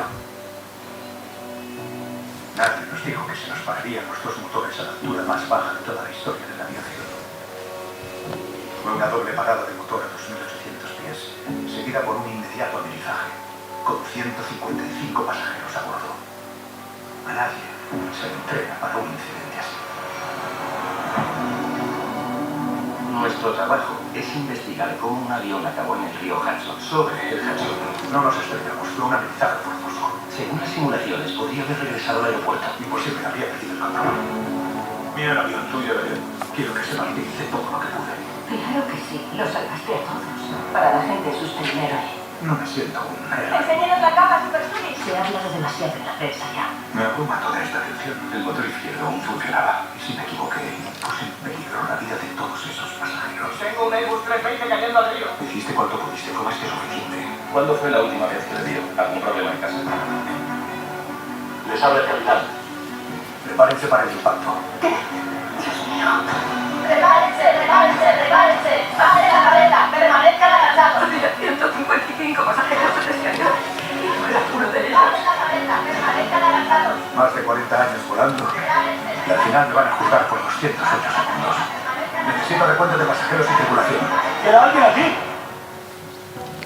Bueno, yo creo que la mayoría la habréis visto la película y si no es bueno verla porque además es claramente Safety 2 frente a Safety 1, ¿no? Este hombre se encuentra con una situación crítica donde una bandada de gansos canadienses le inutiliza los dos motores a esa altura y tiene tiene que decidir con presión de tiempos y con los recursos que tiene en ese momento, ya, tiene que decidir ya. A toro pasado, cuando se investigan, se hacen simulaciones y dicen, usted pudo llegar a La Guardia. Pero él dice, en aquel momento, con la información y la decisión que yo tenía que tomar, en ese instante yo sabía que no, o sea, creía que no podía llegar a La Guardia. Y tomó la decisión que tomó. La simulación frente a lo que hizo como humano que es. Hizo lo correcto, pero además sabía, hizo lo correcto en esas circunstancias, con su formación y experiencia. Y tuvo suerte, por supuesto. Pero cuando decido hacerlo, toma la decisión así y es capaz de hacerlo porque tiene la formación necesaria, tiene una capacitación para hacer los ajustes necesarios. La tendencia de la aviación hoy día, que cada vez es más segura y hay que reconocerlo, pero cada vez va a haber más accidentes por la tecnología, porque la tecnología ayuda a que sea más económico, a que haya menos accidentes a nivel global, pero empieza a haber accidentes y estas desapariciones de aviones que ha habido, se cree hoy totalmente que se debe a la automatización tan enorme que tiene el avión y a que a los pilotos no se les está formando para situaciones críticas, no se le está dando horas de vuelo de manejo manual en las situaciones críticas, y está pasando que cuando el equipo toma el control y empieza a haber determinadas perturbaciones que se concatenan y se combinan dinámicamente, acaban emergiendo en forma de accidente sistémico claramente, ¿vale? Entonces, lo que dicen los modelos sistémicos es, no, hombre, no, tenemos que capacitar, siempre tenemos que capacitar a los pilotos y gastar una parte del dinero, y por lo tanto algo más caro será, en horas de manipulación manual, haciendo maniobras para cuando esa vez ocurra. Y parece ser que cada vez son menos horas, cada vez se hace esto menos y los pilotos no saben.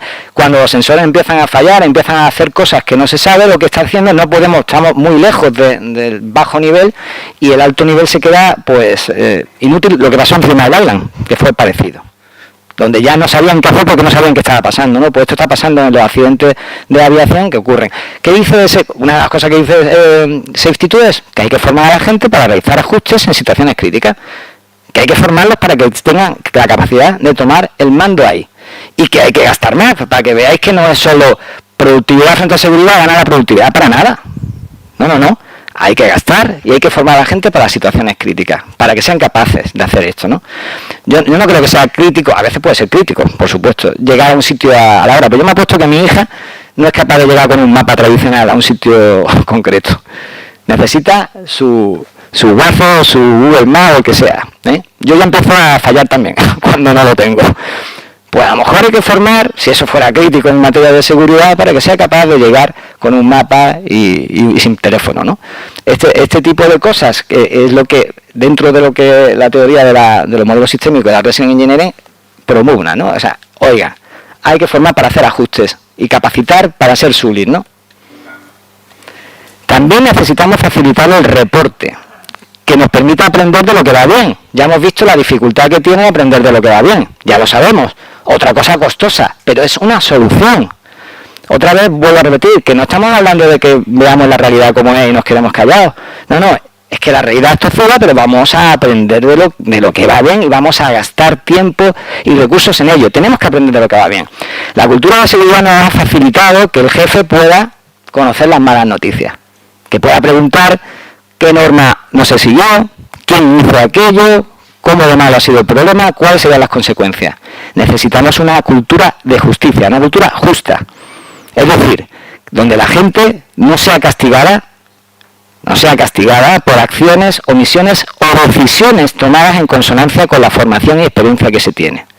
Eso necesitamos, una cultura justa. Lógicamente, las negligencias graves, las violaciones voluntarias, que son términos legales, ¿no? Y los actos destructivos no pueden ser tolerables. Pero cuando se han tomado decisiones en base a la experiencia y la formación, no deben ser castigadas. Si no, no vamos a tener un reporte justo y no vamos a poder aprender de lo que va bien, ¿vale? El reporte facilita el aprendizaje, pero hay que evitar el miedo a ese reporte. De forma, por ejemplo, que sea voluntario y sin castigo. Que reporte el que crea que tiene que reportar. y que se tome en serio ese reporte, claro. El reporte obligatorio implica sanción si no se reporta, por lo tanto no es buena idea, ¿vale? Y además tiene que estar protegido, es decir, que sea confidencial, pero no anónimo. Anónimo, pues conduce a informes que no son deseables, quejas sobre otras cosas, confidencial, pero no anónimo. Los países nórdicos, ya sabéis que en seguridad y salud, pues, son una referencia, ¿no? En esto también. En la ley de aviación noruega siempre se empieza por las partes más tecnológicas, como ya hemos visto siempre en la tradición que tenemos, ¿no? Por la información recibida por las autoridades, por el artículo 12-14, la información recibida por las autoridades procedentes de investigaciones no debe ser usada como evidencia en ningún procedimiento subsiguiente criminal contra las personas que trajeron la información. Es un ejemplo de reporte positivo y reporte sin castigo. Claro, lo primero que está pasando en temas de resilience en el mundo es que está habiendo un problema con el ámbito legal. Es obvio. La directora del Servicio de Salud de Calidad, Medio Ambiente y Prevención de Dinamarca, esta chica Jan, ha implantado esto, ¿vale? Entonces ha cogido, por ejemplo, y ha establecido procedimientos de emergencia que son delicados desde el punto de vista legal. Porque si la ley marca tras, lo que nos pasa cuando llegamos a eso un procedimiento decimos, es que tengo que poner esto, es que tengo que poner esto, es que tengo que poner esto. Y al final hace un procedimiento y dices tú, es que esto no se va a hacer. Entonces esta mujer, pues tuvo las narices de hacerlo, implantarlo y llevarlo a la práctica. Y hubo un fallecido. Como hubiera habido en otras circunstancias, o sea, fallecido en urgencia va a haber, ¿no? Entonces, la familia quiere un responsable. El juez quiere un causante, quiere un responsable. Eso está o sea, la causa está metida en nuestra cabeza hasta lo más hondo, en todas las cabezas de los humanos. Entonces, aquello llegó hasta el Tribunal Supremo y se ganó por parte de la responsable de calidad, seguridad, medio ambiente del Servicio Danés de Salud. Se ganó. Fue un hito importante. Porque era un procedimiento realista, hecho con técnicas que al final comentaré muy brevemente, ¿vale? Intentando hacer cosas. Hemos dicho que hay que aprender de lo que va bien, que hay que reportar, ¿vale? Pero también es preciso focalizar correctamente las acciones a tomar. Esto es algo que también puede sorprender a algunos, porque Henry lo tenemos tan metido en el cerebro que... Y Henry era un técnico, una aseguradora en 1931, ¿eh? No era un científico, ni hizo un estudio con un rigor que se sepa, la metodología es un párrafo. Y obtuvo lo que todos sabemos, la pirámide, que se puede traducir en que si tengo pequeños accidentes, cuantos más pequeños accidentes tenga, leves, lo que sea, más muertes y accidentes graves tendré. Que es proporcional, esto es lo que todos tenemos de la pirámide, ¿no? Esto es lo que tenemos en la cabeza. Repito, Henry, la metodología que siguió y cómo lo hizo, tenemos estudios más actuales que dicen que es al contrario. Que cuanto más accidentes leves y pequeñitos tenemos, menos mortales tenemos. Y cuanto más mortales, al revés. Ahí tenemos dos estudios. Uno que se hizo sobre accidentes graves y accidentes en Safety Science, se publicó 15 años de estudio en Finlandia, se excluyeron los initines y las enfermedades profesionales. Y sale una curva al contrario que la que hizo Henry. También tenemos otro sobre aviación exactamente igual. Y tenemos otro de visión cero, ojo, que pues ahí lo pone, incrementa la probabilidad de accidentes graves, ¿eh? Alguien puede decir, bueno, ese es ese estudio, ¿vale? O aquel otro, ¿vale? La razón que se sospecha, hombre, pues que los recursos que tenemos para hacer seguridad son escasos, y si nos dedicamos a atacar lo mismo, accidentes leves, como son esguinces, como son pequeñas cosas que sabemos que son la mayoría de las cosas que ocurren en las empresas, a lo mejor no estamos focalizando para bajar la cifra, para tener control de la cifra, a lo mejor no estamos focalizando y gastando los recursos donde hace falta gastar, ¿eh? Porque los recursos son escasos y no son infinitos, y lo reconoce la propia Ley de Prevención de Riesgos Laborales. No estamos diciendo nada que no diga la propia ley. Entonces, oye, seamos realistas, a ver, la cifra importante, ¿cuál es? Esto dice, por ejemplo, ese estudio de Sidney Dekker, el último.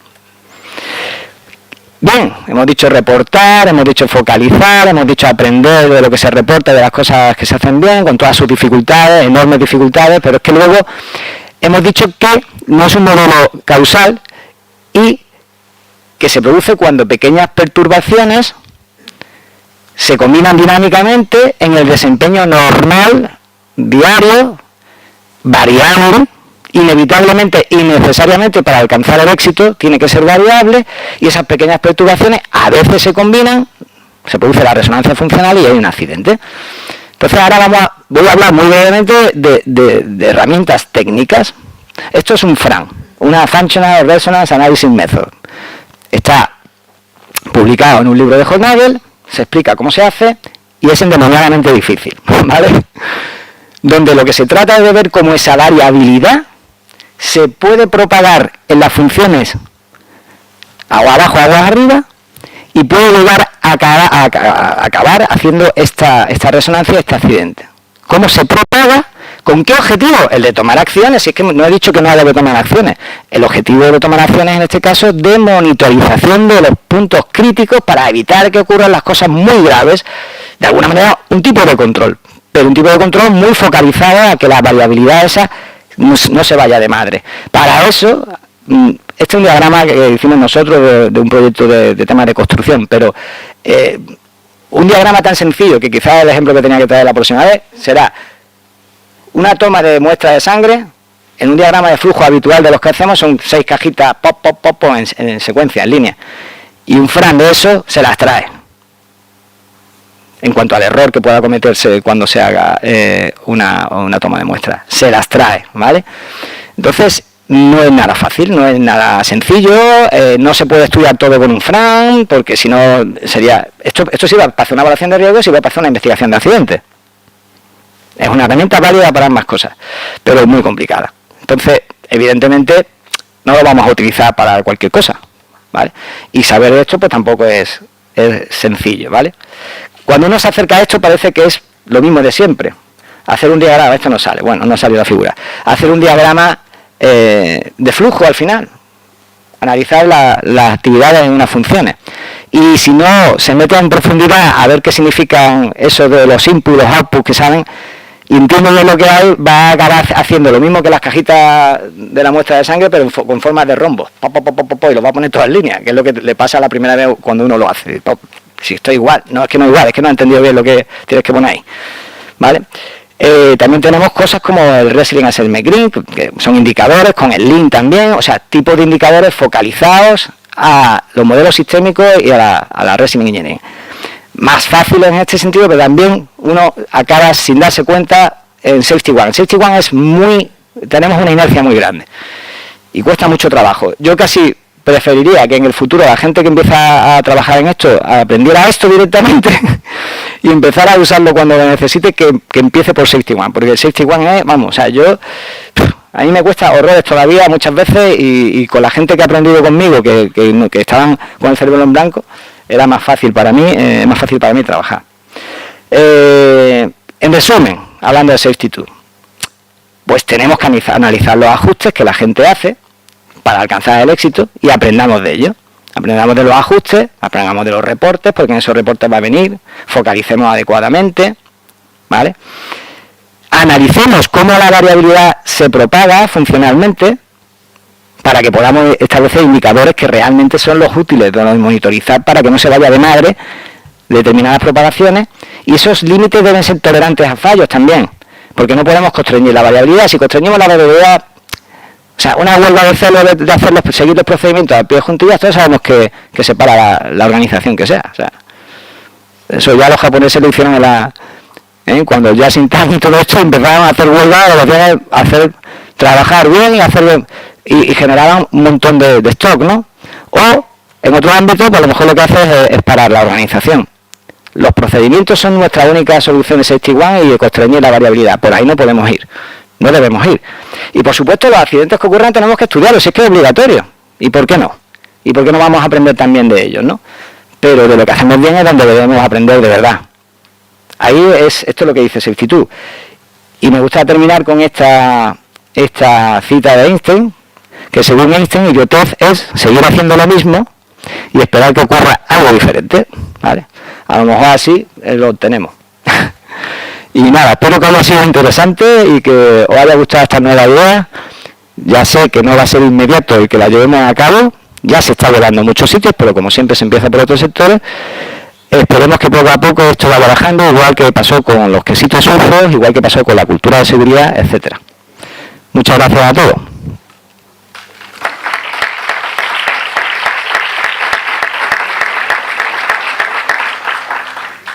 No sé si hay alguna cuestión que queráis.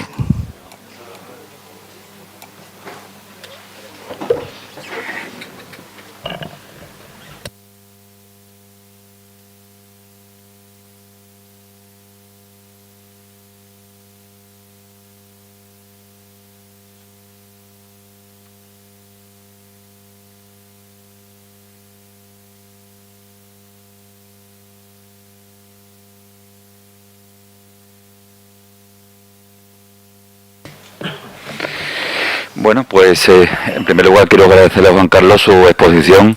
Ha sido fantástico, muy bien, ha superado nuestras expectativas. Quisiéramos dar paso a un turno sobre preguntas y consultas al ponente y a cualquiera de nosotros sobre la temática de la jornada de hoy. Entonces, bueno, pues si acaso la persona que esté interesada que levante la mano y que efectúe su exposición. Gracias.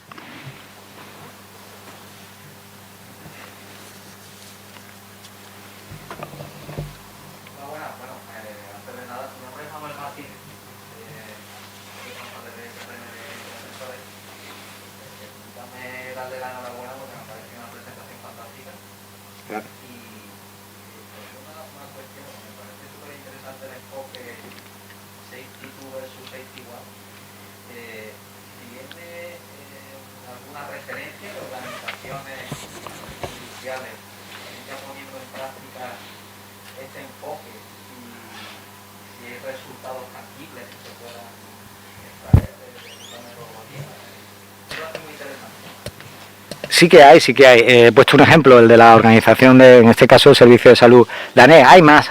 No te sé decir aquí ahora mismo el nombre porque en España yo no conozco, ¿vale? En España no conozco, de hecho en España trabajando en esto hay muy poquita gente. Y no te puedo decir si hay alguien que esté llevando esto a cabo. Manel Bestratén, precisamente que nos conocemos hace muchos años, ya sabéis que de una ponencia Manel y después tú te mueres de asco porque es el hombre más divertido y además sabe muchísimo de esto. Pues estuve trabajando en una central nuclear, claro. Primero se empieza como siempre en sitios que no recuerdo, si era el de yo, no me acuerdo la verdad. Y me dijo que a partir de lo que hicimos con la nota técnica de prevención, pues estaban incluyendo cosas de este asunto, sobre todo de aprender de las cosas que van bien y de reportar. Pero no te sé decir en España. Afuera sí hay organizaciones y como luego las transparencias las dejaré a disposición en unos días, a ver si puedo llevar alguna referencia y ponerla ahí, ¿no? Para que lo veáis. Sidney Dekker ha hecho muchas cosas en Australia, Dijonal, por ejemplo, Dijonal también, ahora me está acordando, con ATM. ATM es así como una empresa de temas de control aéreo, también se está trabajando en Italia. También hay un amigo que está trabajando en un proyecto con empresas de aviación, con industria industria naval. Lógicamente se empiezan por los sectores más tecnológicos, que es donde más sentido tiene, ¿vale? Pero ya hay gente trabajando para llevar esto a la seguridad y salud laboral, entre todos nosotros, ¿no? Y la esperanza es que esto llegue igual que ha llegado todo lo demás. Es cierto que las herramientas son muy difíciles, ¿no? O sea, realmente hacer un FRAN tenemos que cambiar muchas ideas de las que tenemos en la cabeza y no lo vamos a hacer para todo en seguridad laboral, ¿no? O sea, eso está claro que no, pero en algunos casos sí. Y luego hay cosas que no vamos a utilizar el FRAN, pero el reporte positivo, ¿por qué no? Y facilitar ese reporte. Si no hace falta hacer un FRAN para ver que esa señal en rojo se ha saltado muchas veces. Se ha saltado muchas veces y eso ocurre en el día a día. Pero ahora hay que coger y escuchar al que te lo reporte y analizarlo. Y ver, a lo mejor sin un FRAN, pero ver qué es lo que ha pasado, ¿no? Y cómo se puede evitar eso. Eso pasa continuamente. Pero es que pasa en el día a día. Yo tengo un ejemplo de mi propia... Tengo una enfermedad genética que no se contagia, por cierto, que es casi lo contrario a que te falte hierro. Yo lo retengo como cromatosis, y siempre cada 6 meses me hacen una analítica y ven cómo estoy. Bueno, pues muchas veces la analítica es más larga de la cuenta, con lo cual al final he cogido la cita con el médico y también la de la analítica y no está el resultado. Pues la penúltima vez que fui a hacerme esto, dije, esto no me pasa más. Voy 15 días antes, me hago la analítica, así no hay problema. Puse mi fecha, fui allí. Ese día no estaba la enfermera que solía sacarme la sangre. Su hija había tenido una noche muy, muy difícil y había tenido una perturbación. Esa perturbación fue su hija y ella no vino. Entonces me sacó sangre la doctora. La doctora no estaba acostumbrada a sacar sangre, pero bueno, me sacó sangre ella. 2 o 3 días antes, y esto me enteré después, habían cambiado el procedimiento sobre sacar sangre. Ahora había que 2 botes, por cierto, de un parámetro que yo no necesito, pero que el médico ponía allí lo ponía, pero no lo necesitaba en absoluto. De manera que otra perturbación, un parámetro que yo no necesitaba y que estaba en el informe y que también generó el fallo. En este caso el accidente fue que yo, cuando llegué, no tenía la analítica y volví a fallar en ir. Ese fue el accidente. No pude ir tuve que coger una nueva cita médica, ¿no? Bien, yo no hice un FRAN ni nada de eso, pero estoy convencido de lo que pasó. Esta doctora, que le habían cambiado el procedimiento unos días antes, que tiene 1000 correos que le entran cada día, como todos, y que su mente no es capaz de retenerlo todo, pues cogió y desechó información, como lo hacemos todos, que no es lo que ella necesita al día a día, porque ella no saca sangre. Solo lo hace excepcionalmente cuando ocurre lo que pasó, que ocurre, yo llevo años y nunca me ha ocurrido a mí. No sé si en otros días que saque sangre, yo nada más que voy un día cada 6 meses, pero a mí nunca me ha ocurrido. Pues esa señora me sacó sangre como creía, sin tener en cuenta ese procedimiento que habían cambiado y que seguro que le comunicaron, pero que ella desechó. De manera que ocurrió esto. ¿Qué ocurre? Que luego además, más perturbaciones, me llaman por teléfono. Yo no cojo la llamada, pero no me mandaron un SMS, ni un WhatsApp, ni me mandaron un correo que lo tiene. No me lo mandaron, solo me llamaron. ¿Vale? Así que llego el día de allí, no estaba la analítica. Tengo que intentar llamar, digo, joder, ¿por qué no me mandáis otra cosa? Algo que quede ahí constancia. Otra perturbación, digamos, que hace que yo al final tuviera ese accidente. ¿Qué ocurre si estamos en safety one? Pues que hacemos un análisis de causa. ¿Y cuál es la causa? Que la doctora no sigue el procedimiento. Así. ¿Y si hubiera habido un accidente mortal? Pues no sé, a lo mejor estamos en ámbito penal, ¿eh? Puede ser, ¿no? Es que más claro el agua. Si queremos tirar del hilo, tiramos del hilo. Siempre encontramos la causa.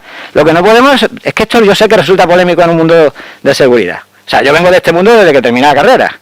Y además estoy en un organismo oficial, ¿vale? Pero joder, es que la verdad. Y yo soy universitario. Yo, gracias a Dios, estos problemas no los tengo. Puedo hablar lo más libremente que pueda. Es que es lo que pienso, y la mayoría lo pensaréis así.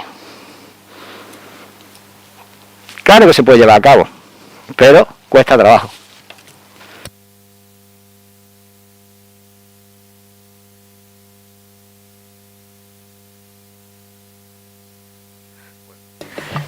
Yo te quería comentar, Juan Carlos, llevo trabajando en este mundo un poquito más de 20 años, 23. Cuando más o menos, fíjate, y ha hecho referencia para mí a una persona fantástica. Y he tenido ocasión de asistir en esta misma sala a alguna exposición por parte de esta persona y era fantástico, sí. Encantador. Mi impresión personal, y comparto plenamente lo que dice, porque ha habido varias cosas, incluso ha sacado temas concretos. Al principio, pues recuerdo hace más de 20 años, al final de la década de los 90, actividades en las cuales se pretendía averiguar si las empresas se habían percatado de un cambio normativo que implicaba intentar averiguar qué problemática de seguridad y salud existía, evaluación de riesgos, y si de alguna forma documentaban que tenían un plan, una planificación preventiva, y era realmente muy complejo, muy difícil, sobre todo a nivel de pyme y microempresa. El hecho de que alguien tuviese un contrato con un servicio de prevención ajeno. 85-90, el Plan Aragón famoso.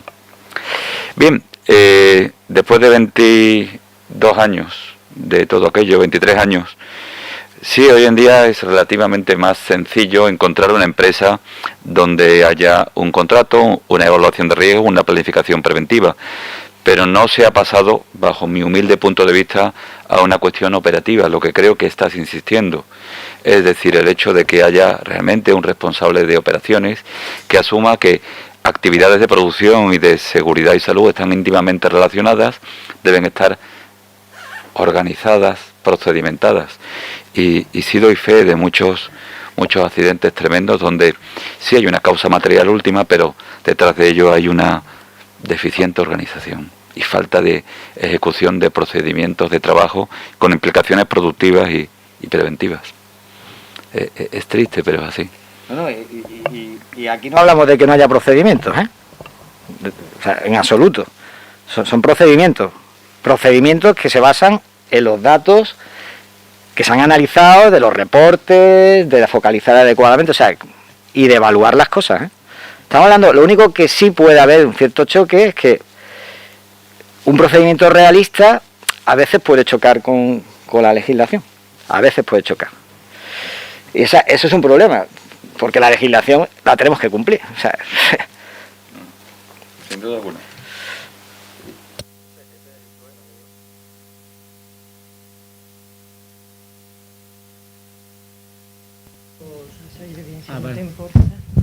Sí, ¿se escucha? Los organismos públicos que al final acaban investigando accidentes, como la Inspección de Trabajo, el Centro de Prevención, ¿están en sincronía con este modelo de Safety 2? Es decir, no buscan la causalidad, sino las mejoras que puede hacer la empresa o lo que hace bien. Aunque no me corresponde a mí, voy a decir una cosa, solo una cosa. Yo no hablo de la Inspección de Trabajo, hablo del accidente de Angrois. Los modelos que han utilizado son obsoletos y la Comisión Europea ha dicho, ¿de dónde van ustedes con esos modelos de causa? Ahí, en la Inspección de Trabajo, y yo ahí no tengo que hablar. Me imagino que no, pero vamos, no. Vamos a ver, lo ideal sería que nosotros llegáramos hasta los últimos términos en una investigación, es decir, realmente no solamente buscar la forma de que tenga su castigo quien ha metido la pata, sino que en esa empresa no se vuelvan a producir hechos de esas características y en otras parecidas. Sinceramente no. A lo largo de la verdad, detrás de esto, y sería un motivo muy interesante para otra jornada, detrás de esto lo que hay es una tremenda judicialización de todas estas cuestiones. En cierto modo también los agentes sociales, con todos mis respetos, también están muy pendientes de que estos temas sean sancionados, alcancen a la Fiscalía, se proponga, ¿no?, unas diligencias previas y continúen con un proceso, incluso una vista oral, sinceramente. ¿Cuál es el enfoque de un informe pericial de investigación de, por ejemplo, un accidente de trabajo de un técnico de este centro? En primer lugar, permíteme el tuteo. Quisiera que entendieras que debo defender, y además con justicia, el trabajo profesional de las personas que trabajan aquí, que es el que más conozco. En ese informe se identifican causas técnicas y se correlacionan con un cumplimiento o un incumplimiento legal. Básicamente esa es la base de la razón de ser de una parte de este centro. Correlacionas aspectos técnicos con el cumplimiento o incumplimiento legal. Se pone en conocimiento, por un lado, de la Inspección de Trabajo, con el que se tiene un convenio de colaboración, y también se pone en conocimiento de la Fiscalía, que en ese aspecto es muy machacona y nos pone en nuestro sitio, en el buen sentido, porque respalda nuestra actuación, y suele abrir diligencias previas con muchísima frecuencia, con objeto de aclarar y delimitar responsabilidades, por cuestiones que pudieran parecer ridículas. ¿De acuerdo? Por ponerte un ejemplo, recuerdo un caso de un trabajador que sufrió una caída a distinto nivel, apenas 1 metro. El motivo fue porque la escalera con la que estaba trabajando, una escalera portátil, ya sabremos que efectivamente una escalera no es una plataforma de trabajo, sino un equipo para alcanzar un distinto nivel, por arriba o por abajo, pero no para permanecer por sus características. La escalera estaba mal, las zapatas estaban mal, ¿de acuerdo? Le faltaban diversos elementos, estaba deformada y el trabajador se cayó y sufrió una fractura en el calcáneo, en el talón. Fíjate, el empresario alucinaba después de que en su momento se emitiera el correspondiente informe y lo llamaran en calidad de investigado, imputado, con abogado y procurador. Detrás de eso, voy a parafrasear a Juan Carlos, existe un deficiente procedimiento de control y revisión del estado en que se encuentran los equipos de trabajo. Alguien tiene que estar encargado en esa empresa de verificar que estén en buen estado. Si es cuestión de sustituir una zapata o una tiranta en una escalera de tijera, habrá que hacerlo. Habrá que haber un procedimiento. Y si ese equipo no es apto para su utilización, habrá que sacarlo, señalizar mientras se le entrega al chatarrero que está fuera de uso y también adquirir rápidamente otro, porque entre tanto ocurren las chapuzas, que uno se sube a una silla para hacer lo que no debe. Con todos los respetos hacia ti y hacia el ponente. Puedo decir yo algo, es que estoy totalmente de acuerdo. De hecho, esa pregunta se la hice yo a Ari Jornada cuando estaba estudiando esto y me dijo, por supuesto, que hay que pues, arreglar la escalera. O sea, que no hablamos de eso, ¿vale? Y en la parte de las actuaciones de las autoridades y tal, hay que pensar que nuestra legislación es la que es. Entonces, a lo mejor resulta que lo que tenemos que movernos para que eso se cambie. Porque no podemos culpar a los que ejecutan eso porque la ley está ahí. Entonces, yo recuerdo que la británica tiene un principio que se llama ALARP, que es tan bajo, o sea, que el riesgo hay que llegar a él tan bajo como sea razonable. Eso es lo que significa ALARP. Y que la judicialización en el Reino Unido no tiene los niveles que tiene en España, porque su ley está hecha de otra manera. Entonces, a lo mejor resulta que tenemos que intentar que el legislador, pues, eso lo cambie. Pero si está así, está así.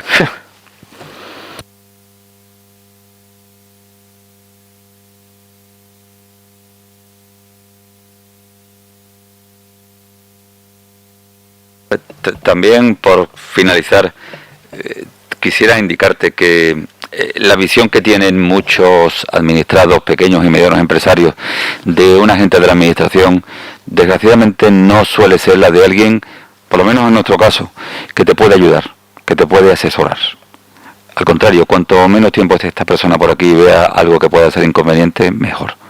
¿Todo el mundo actúa así? No. Pero en muchas ocasiones hay personas, funcionarios de este centro, que están encantados de poder prestar asesoramiento. No pueden suplantar la responsabilidad del empresario. Eso está clarísimo. Pero también es cierto que pueden echarle una mano gratuitamente. Oye, se ha producido un percance, estoy para hacer mi trabajo, de aquí va a salir un informe que puede tener consecuencias, ese informe irá a los destinos que se ha establecido legalmente y con los contenidos que se pueden imaginar. Pero a partir de ahí, ¿cómo puedo arreglar esto? ¿Cómo puedo solucionar una deficiencia en una máquina que provocó un atrapamiento? No todo el mundo está tan dispuesto a escucharlo, sinceramente.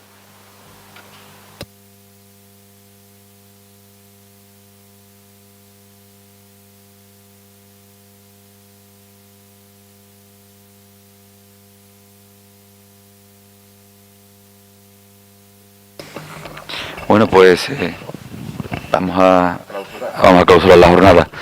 Juan Carlos, muchísimas gracias. Te quiero agradecer la claridad, tus conocimientos, tu experiencia, tu empatía. Fantástico, sinceramente. Y bueno, también por supuesto insistir, ¿no? Una imagen vale más que 1000 palabras. Y el contacto personal, te he visto por webinar, pero pierdes muchísimo. Ganas en lo presencial, sinceramente. Fantástico. Os quiero agradecer a todos vuestra asistencia. Sois vosotros, con vuestra asistencia y vuestro interés, los que dais valor a nuestro trabajo. Muchísimas gracias. Nos comprometemos desde el Centro de Prevención a organizar nuevas jornadas que capten vuestro interés, que os hagan venir aquí, o si no es posible, a seguirnos a través de Internet. Os recuerdo, creo que existe un canal en YouTube donde colgamos todas estas jornadas que están siendo grabadas a través del equipo de streaming y donde podéis efectivamente volver a ver los momentos más interesantes. Muchísimas gracias, Juan Carlos, muchísimas gracias al equipo de formación del Centro de Prevención, muchísimas gracias a vosotros. Gracias.